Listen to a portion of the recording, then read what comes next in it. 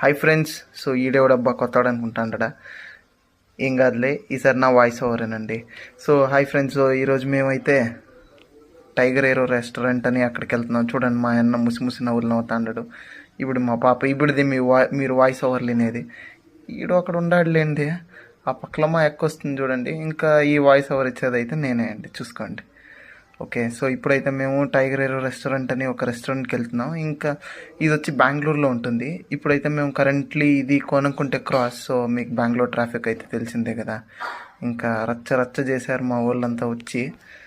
ఇక్కడైతే మనకి ఈ జంక్షన్ దగ్గర చాలా లేట్ అయిపోయింది. మేము ఉండేదైతే ఉత్తరల్లి. సో మేమైతే కోనకుంటే క్రాస్. సో అక్కడ నుంచి అంజనాపుర, ఇదైతే కోనకుంటే క్రాస్.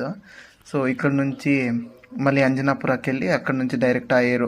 మీకు ఏఎంసీ కాలేజ్ తెలిస్తే అక్కడ నుంచి చాలా దగ్గరే ఫ్రెండ్స్ ఇది. సో ఇదంతా అయితే అంజనాపుర రూట్ మీద వెళ్తున్నాం. సో అయితే బాగుంది ఫ్రెండ్స్, ఆ రెస్టారెంట్ అయితే బాగుంది. మీరైతే ఒకసారి వెళ్ళొచ్చు, అంటే మీరు ఎక్స్పీరియన్స్ చేయాలనుకుంటే కనుక. అంటే ఏదైతే ఏరోప్లేన్ అవి ఎక్స్పీరియన్స్ చేయాలనుకుంటే కనుక వెళ్ళొచ్చు. కాకపోతే ఫుడ్ అయితే నేనేం చెప్తానంటే అంత మంచిగా లేదు.